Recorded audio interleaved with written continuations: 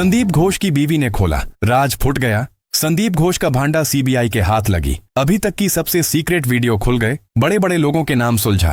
पूरा केस फांसी से नीचे कोई सजा नहीं है। इन दरिंदों के लिए मीडिया रिपोर्ट्स के मुताबिक एक नहीं करी, 7 लोगों ने डॉक्टर बिटिया से गलत काम किया। इस बारे में कितनी सच्चाई है आगे वीडियो में देखेंगे दोस्तों। कोलकाता केस में इस वक्त की सबसे बड़ी और हैरान कर देने वाली खबर सामने निकल कर आ रही है, जहां प्रिंसिपल संदीप घोष की बीवी ने एक ऐसा सनसनीखेज खुलासा किया है जिसके बाद पूरे केस ने नया मोड़ ले लिया है। जी हां दोस्तों, इस वक्त की सबसे बड़ी खबर आ रही है। आपको बता दें कि जब से संदीप घोष की बीवी ने यह खुलासा किया है, तब से सीबीआई ने एक बहुत बड़ा कदम उठा लिया।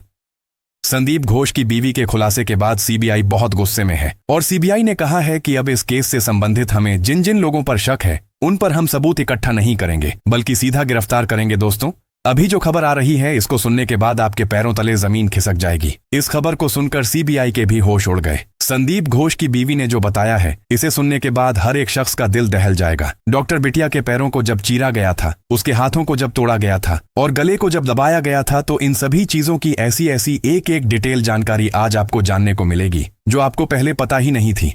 दरअसल अभी जो खुलासा हुआ है, उसमें यह बात साफ हो गई है कि डॉक्टर बिटिया के साथ जो भी जघन्य अपराध हुए थे, वह जघन्य अपराध सेमिनार हॉल में नहीं हुआ था। चौकी मत आपको बता दें कि बड़ी खबर आ रही है कि सेमिनार हॉल तो एक बहाना था। इस पूरे कांड पर सिर्फ पर्दा डालने का काम किया गया है। सेमिनार हॉल का सहारा लेकर जिस तरह से बताया जा रहा था कि डॉक्टर बिटिया की सारी चीजें, साथ ही साथ डॉक्टर बिटिया की डेड बॉडी को सेमिनार हॉल से ही बरामद किया गया था, असल में ऐसा कुछ नहीं था। और इसको लेकर के सीबीआई के हाथ एक बड़ा सबूत और सीसीटीवी फुटेज भी लग चुका है। जब आप देखेंगे और जब आप इस वीडियो में सुनेंगे तो आपके भी पैरों तले जमीन खिसक जाएगी। सीबीआई ने कहा है, तभी तो हम 1 महीने से इस केस की जांच कर रहे हैं और हमारे हाथ कुछ लग नहीं रहा, क्योंकि जिस सीसीटीवी को हम खंगाल रहे हैं, दरअसल वह पूरी तरह से फेक है। यही नहीं, उन्होंने यह भी बताया कि जिस सीसीटीवी की तलाश हमें 1 महीने से थी, वह दरअसल किसी और की नहीं बल्कि प्रिंसिपल संदीप घोष के ऑफिस के अंदर से मिला है। और इतने बड़े सबूत को सबके सामने लाने में सबसे बड़ा हाथ संदीप घोष की बीवी का है। अगर वह इतने बड़े सबूत को छुपा लेती तो डॉक्टर बिटिया के केस में इतना बड़ा खुलासा नहीं हो पाता।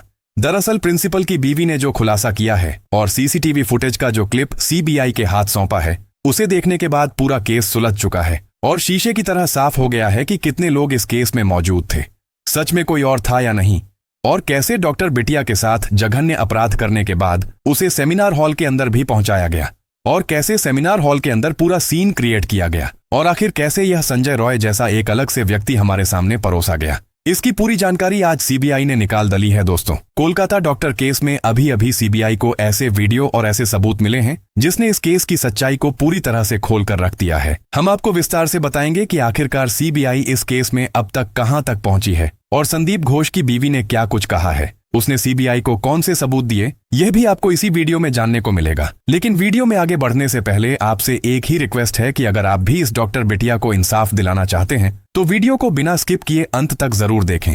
डॉक्टर बिटिया के लिए, उस बेचारी बिटिया के न्याय के लिए कमेंट बॉक्स में justice for Kolkata female doctor जरूर लिख दें। दोस्तों, हम और हमारी पूरी टीम इस डॉक्टर बिटिया को इंसाफ दिलाने की लगातार कोशिश कर रही है, इसलिए आप हमारा हौसला बढ़ाने के लिए चैनल को सब्सक्राइब कर लीजिएगा। दोस्तों, संदीप घोष की बीवी ने कहा है कि आखिर एक औरत दूसरे औरत का दर्द नहीं समझेगी तो कौन समझेगा। दूसरी ओर संदीप घोष खुद अपनी बीवी के साथ सही बर्ताव नहीं करता था। दरअसल एक मीडिया रिपोर्ट से पता चला था कि जब मीडिया ने उसके पड़ोसी से बातचीत की, संदीप घोष के बारे में पूछताछ की, तो पता चला कि एक बार संदीप घोष की बीवी प्रेग्नेंट थी। दर्द से वह चिल्ला रही थी। तभी संदीप घोष को गुस्सा आया और उसने अपनी बीवी के पेट पर लात मार दिया था, जिससे उसकी बीवी को ब्लीडिंग होने लगी थी। तब भी संदीप घोष का दिल पसीजा नहीं और उसकी बीवी वहीं चिल्लाती रही। जब पड़ोसियों ने सुना तो वह उसे अस्पताल ले गए थे। दोस्तों, इतना निर्दय है यह संदीप घोष, इसीलिए संदीप घोष के अत्याचार से उसकी बीवी भी उब चुकी थी। तभी तो संदीप घोष की बीवी ने सोचा कि आज अगर मैंने संदीप घोष के काले करतूतों के बारे में सीबीआई को नहीं बताया तो हमारी अंतरात्मा हमें हमेशा कोसती रहेगी। और आज संदीप घोष की बीवी के इन्हीं बयानों के कारण लगभग 20 लोग सलाखों के पीछे जाने वाले हैं। तो चलिए जानते हैं इस वीडियो में कि आखिर पूरा माजरा क्या है। संदीप घोष की बीवी ने कौन सा सीसीटीवी फुटेज दिया है और उस सीसीटीवी फुटेज के अंदर किन लोगों की पहचान की गई है। साथ ही साथ यह भी जानेंगे कि सीबीआई किन 20 लोगों को गिरफ्तार करने के लिए निकल चुकी है। और यही नहीं, आखिर संजय रॉय की जो कहानी थी वह कितनी सच और कितनी झूठ थी। दरअसल बता दें कि सीबीआई लगातार 1 महीने से इस पूरे केस को खंगाल रही थी, लेकिन इस केस की जो पूरी कुंजी थी वह किसी और के पास नहीं बल्कि खुद प्रिंसिपल संदीप घोष की। बीवी के पास थी। प्रिंसिपल संदीप घोष की बीवी ने जानकारी देते हुए बताया है कि उसके पास एक ऐसी सीसीटीवी वीडियो है जिसके कारण पूरा का पूरा केस दूध की तरह साफ हो जाएगा। बताया जा रहा है कि जब संदीप घोष हॉस्पिटल पहुंचा था सुबह, तब का जो फुटेज सीबीआई के सामने दिया गया था, उस फुटेज के अलावा भी एक फुटेज हाथ लगा है। एक रिपोर्ट के मुताबिक साफ तौर पर यह कहा जा रहा है कि डॉक्टर बिटिया के साथ जो जघन्य अपराध हुआ था, दरअसल वह सेमिनार हॉल में हुआ ही नहीं। इसीलिए तो सीबीआई जब सेमिनार हॉल की पूरी जांच पड़ताल कर रही थी तो उसे उस सेमिनार हॉल में वह सभी चीजें मिली, वह सभी दृश्य दिखे जिससे यह लगता है कि यहीं पर डॉक्टर बिटिया के साथ गलत किया गया था। लेकिन वहां पर उसके सामने जो सबूत सामने आए वह सबूत इतने ठोस नहीं थे कि संजय रॉय तक को फांसी की सजा दिलवा सके। इसीलिए सीबीआई को नहीं समझ में आ रहा था कि आखिर इस केस में ऐसा क्या है जो हमसे छूट रहा है। दरअसल इस केस का पूरा जड़ ही यही था कि घटना सेमिनार हॉल में नहीं बल्कि ऑफिस के अंदर जघन्य अपराध हुआ था। आपको बता दें कि रिपोर्ट के अनुसार बताया जा रहा है कि जो जघन्य अपराध किया गया था वह कहीं और नहीं बल्कि प्रिंसिपल संदीप घोष के ऑफिस के अंदर किया गया था। जैसे ही ऑफिस के अंदर जघन्य अपराध किया गया, तुरंत उस ऑफिस से डॉक्टर बिटिया को घसीट कर सेमिनार हॉल में पहुंचाया गया और सबसे पहला काम यह किया गया कि पूरे ऑफिस को पानी, फिनाइल और केमिकल के द्वारा धुला गया। पूरी रात धुलाई की गई और इसके बाद सेमिनार हॉल के अंदर जाकर यह पूरा एक सीन क्रिएट किया गया और सभी चीजें संदीप घोष ने संजय रॉय से करवाई। जब संजय रॉय ने वह सभी काम कर लिया तो उसे सब चीज याद हो गया कि हाँ,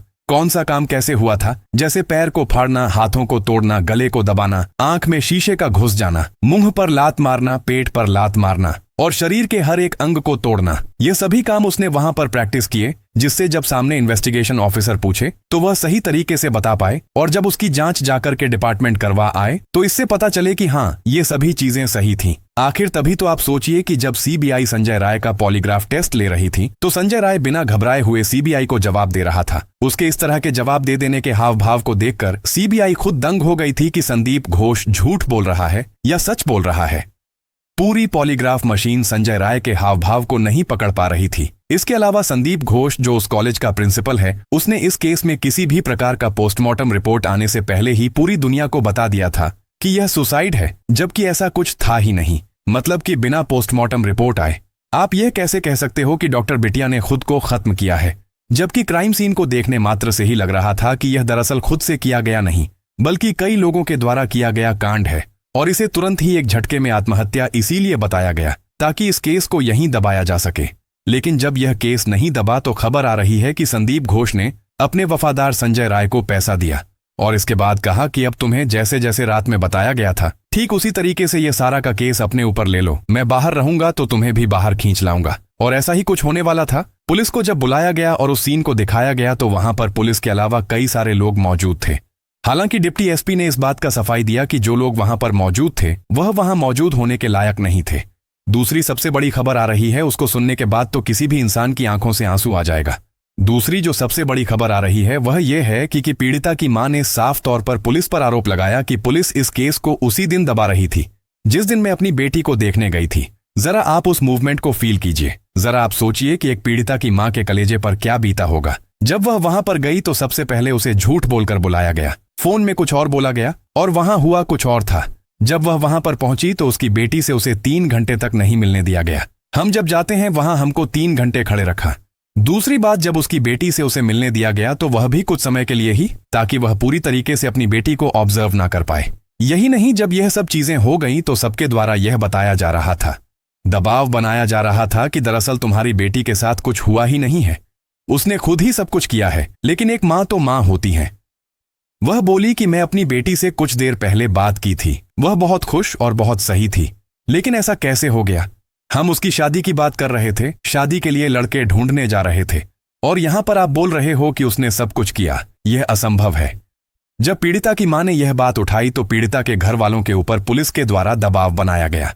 यह किसी और ने नहीं बल्कि पीड़िता के घर वालों ने ही बताया। उनका कहना है कि पुलिस ने हम पर यह दबाव बनाया कि मामले को रफा दफा किया जाए। फिर जब यह मामला नहीं बना तो उन्होंने एक सादे पेपर पर साइन कराने की कोशिश की, लेकिन उनके परिवार वालों ने पेपर को पुलिस के सामने फाड़ के उनके मुंह पर फेंक दिया। और फिर क्या था, फिर उनकी मां कंफर्म हो गई कि जब पुलिस इस केस को दबा रही है तो जरूर केस कुछ और है। फिर उनकी मां कंफर्म हो गई कि जब पुलिस इस केस को दबा रही है तो जरूर केस कुछ और है। तो यहाँ पर जरा आप एक बार सोचिए और गौर कीजिए कि अगर प्रिंसिपल संदीप घोष इसमें डायरेक्ट इवॉल्व नहीं होते तो क्या पुलिस इस केस को दबाने की कोशिश करती। आपको बता दें कि एक प्रिंसिपल होने के बाद भी संदीप घोष अपनी सुरक्षा में कई बाउंसर को रखे हुए था। उसमें से संजय राय भी उनका एक खास बाउंसर था। अगर इस पूरे केस में संजय राय ही असली दोषी था तो पुलिस उसे क्यों बचाती। एक मेडिकल कॉलेज का प्रिंसिपल अपने यहाँ पर एक वारंट देकर बचाए और साथ ही साथ पूरे केस को रफा दफा करने की कोशिश करें। यहाँ तक कि पोस्टमार्टम हुए बिना ही खुद के जवाब पर रिस्क लेने की कोशिश क्यों करेंगे। और जब यह सीधा सीधा मर्डर है तो क्यों बोलेंगे कि यह आत्महत्या है। और अगर यह घटना पूरी सुसाइड ही होती तो क्यों कोई सेमिनार हॉल के बगल के बाथरूम को तोड़वा आता। पुलिस स्टेशन में बिना रिपोर्ट लिखे हुए पोस्टमार्टम क्यों कोई करवाता। आप खुद सोचिए और सारी कड़ी को एक एक कर जोड़िए, तब आपको समझ में आएगा कि हाँ, सच में यह केस जितना सीधा दिख रहा है उतना सीधा है ही नहीं। दरअसल प्रिंसिपल की बीवी ने सीबीआई को जो वीडियो फुटेज दिया है उस फुटेज में साफ है कि किसने क्या किया है। अब बहुत जल्द डॉक्टर बिटिया के दरिंदों को फांसी होने वाली है, ऐसा दावा खुद सीबीआई ने किया है। भले ही राज्य सरकार इसमें ढिलाई बरत रही हो, लेकिन केंद्र सरकार और सीबीआई इस मामले में पूरी तरह से सख्त हो चुकी है। इस मामले की जांच पड़ताल तेजी से चल रही है, लेकिन जब तक इस मामले में पूरी तरह से न्याय नहीं होता, हमें अपनी आवाज को दबाना नहीं चाहिए और ना ही चुप रहना चाहिए। हम केवल सीबीआई के काम पर भरोसा करके नहीं बैठ सकते। हमें यह याद दिलाते रहना होगा कि अभी तक इस मामले में न्याय नहीं मिला है। दोस्तों, भले ही आपको वीडियो पसंद ना आए, लेकिन मैं चाहता हूं डॉक्टर बिटिया के साथ ऐसा करने वाले इन दरिंदों को जल्द से जल्द फांसी की सजा मिले। आप हमें कमेंट करके बताओ कौन सी सजा मिलनी चाहिए। आप भी चाहते हैं कि इन्हें जल्द से जल्द फांसी हो। तो जो भी यह वीडियो देख रहा है और उसमें इंसानियत है तो नीचे लिखो वी वांट जस्टिस। धन्यवाद। चैनल को सब्सक्राइब जरूर करें। का चेहरा ठीक से नहीं देख पाया, लेकिन उसने नीचे से 6 पैर देखे। उसने यह भी सुना कि उनमें से एक कह रहा था, कुछ नहीं होगा, मेरी पहुंच बहुत ऊपर तक है। इससे यह साफ जाहिर होता है कि इस केस में कोई मामूली व्यक्ति नहीं बल्कि बहुत बड़े बड़े लोग शामिल हैं। संजय रॉय, जो इस केस का एक अहम आरोपी है, ने पहले अपने ऊपर आरोप ले लिया था जो कि पैसों के लिए किया गया था, लेकिन बाद में जब उसने फांसी तक की सजा सुन ली तो उसने अपने बयान से पलटी मार ली। अब एक बार फिर से उसका पॉलीग्राफ टेस्ट हुआ है जिसमें उसने सीबीआई को नई जानकारी दी है। संजय रॉय ने बताया कि वह 8 अगस्त की रात गलती से सेमिनार रूम में घुस गया था। उसने कहा कि जब वह 3rd फ्लोर पर गया तो उसने देखा कि वहां पहले से ही ट्रेनी डॉक्टर की बॉडी पड़ी हुई थी, खून से लथपथ। उसने यह भी बताया कि वह किसी मरीज के लिए ऑक्सीजन की तलाश में था और गलती से वहां पहुंच गया। जब सीबीआई अधिकारियों ने उससे पूछा कि अगर वह निर्दोष था तो उसने तुरंत पुलिस को क्यों नहीं बताया। इस पर संजय रॉय ने कहा कि वह घबरा गया था और उसे लगा कि उसकी बातों पर कोई यकीन नहीं करेगा। अब उसके वकील कविता सरकार से रो रो कर कह रहा है, मैं निर्दोष हूं, मुझे फंसाया जा रहा है। दोस्तों, सीबीआई को अब तक के सारे सबूत संजय रॉय की ओर ही इशारा कर रहे हैं, लेकिन फिर भी वह अपने बयानों से पूरे केस को उलझा रहा है। बताया जा रहा है कि संजय रॉय का केस लड़ने के लिए कोई भी वकील तैयार नहीं था। इसके बाद सियालदह कोर्ट ने कविता सरकार को उनका वकील नियुक्त किया। पश्चिम बंगाल डॉक्टर्स फोरम के सलाहकार डॉ कौशिक लाहिरी ने भी कहा है कि आरजी करण अस्पताल में रेप और हत्या की शिकार पीड़िता बहुत कुछ जानती थी और उसे चुप करा दिया गया। कई युवा और वरिष्ठ डॉक्टर भी इसी तरह के अपराधों का शिकार हुए हैं जिन्हें चुप करा दिया गया। यह चुप्पी भी हिंसा है। दोस्तों, हमें डॉक्टर बिटिया के लिए इंसाफ चाहिए। इस केस में शामिल दरिंदों को फांसी की सजा होनी चाहिए। अगर आप भी चाहते हैं कि इन दोषियों को जल्द से जल्द फांसी दी जाए तो नीचे लिखिए फांसी की सजा और इस वीडियो को लाइक करें ताकि डॉक्टर बिटिया को न्याय मिल सके। अब हम आगे बढ़ते हैं अपनी वीडियो में। उम्मीद है आपने कमेंट कर दिया होगा। दोस्तों, इस केस की गहराई में जितना जाएं उतनी ही नई नई बातें सामने आ रही हैं। हर रोज कोई ना कोई नया खुलासा होता है जो इस केस को और भी उलझा देता है। जो लोग अब तक पर्दे के पीछे थे उनके चेहरे पर से नकाब उतरते जा रहे हैं, लेकिन अभी भी इस केस में बहुत से सवाल अनुत्तरित हैं जिनका जवाब मिलना बाकी है। एक और संजय रॉय और संदीप घोष के बयानों में बार बार बदलती बातें सीबीआई को भ्रमित कर रही हैं, तो दूसरी ओर पश्चिम बंगाल डॉक्टर्स फोरम के सलाहकार डॉ कौशिक लाहिरी का बयान एक नई दिशा की ओर इशारा कर रहा है। उनका कहना है कि यह कोई अकेला मामला नहीं है। कई युवा और वरिष्ठ डॉक्टर भी इसी तरह के अपराधों का शिकार हो चुके हैं। यह एक ऐसी साजिश है जिसे बड़े स्तर पर रचा गया है ताकि सच सामने ना आ सके। अब तक यह केस केवल एक रेप और हत्या के मामले के रूप में सामने आया था, लेकिन जैसे जैसे जांच आगे बढ़ रही है यह मामला एक बड़े आपराधिक षड्यंत्र की ओर इशारा कर रहा है। आरजी करण मेडिकल हॉस्पिटल के अंदर न सिर्फ डॉक्टर बिटिया की हत्या हुई बल्कि वहां कई अन्य गैर कानूनी गतिविधियां भी हो रही थीं। पूर्ण वीडियो रिकॉर्डिंग, अंग तस्करी और ड्रग स्मगलिंग जैसी गंभीर अपराधों के तार भी इस अस्पताल से जुड़े हुए हैं। ये सब कुछ देखकर लगता है कि डॉक्टर बिटिया को इसलिए मार दिया गया क्योंकि वह इन गंदे कामों की पोल खोलने वाली थी। इस बात की पुष्टि होती है कि डॉक्टर बिटिया के पास इन आपराधिक गतिविधियों के पुख्ता सबूत थे। शायद इसी वजह से उसे हमेशा के लिए रास्ते से हटा दिया गया। उसके पोस्टमार्टम को तुरंत निपटाने की कोशिश, हत्या के सबूत मिटाने के लिए अस्पताल में तोड़फोड़ करना और पूरे मामले को दबाने की हर संभव कोशिश यह दिखाती है कि असली अपराधी किसी भी कीमत पर पकड़े नहीं जाना चाहते थे। लेकिन एक गवाह के आने से उनके सारे मंसूबों पर पानी फिर गया है। अब सवाल यह है कि क्या यह गवाह ही इस मामले को हल करने के लिए पर्याप्त होगा? क्या सीबीआई इस गवाह की गवाही पर पूरी तरह से भरोसा कर सकती है? इस मामले में गवाह की सुरक्षा भी एक बड़ी चुनौती है। अभी भी कई बड़ी हस्तियां हैं जो इस मामले को दबाने की कोशिश कर रही हैं। इसके अलावा संजय रॉय और संदीप घोष जैसे लोग जो अपने बयानों में बार बार पलट रहे हैं, उनका असली मकसद क्या है? क्या वे सच में इस अपराध में शामिल हैं या किसी बड़े षड्यंत्र का हिस्सा हैं, या फिर वे किसी के हाथों की कठपुतली बने हुए हैं?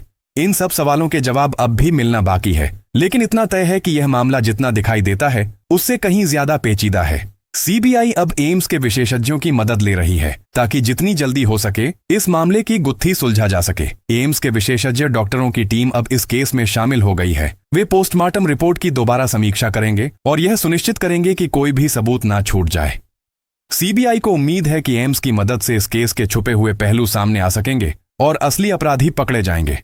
दोस्तों, इस केस ने पूरे देश को झकझोर कर रख दिया है। हर कोई यही चाहता है कि डॉक्टर बिटिया को न्याय मिले और उसके दोषियों को सख्त से सख्त सजा दी जाए। अब यह देखना बाकी है कि सीबीआई की जांच किस दिशा में जाती है और इस केस का अंत क्या होता है।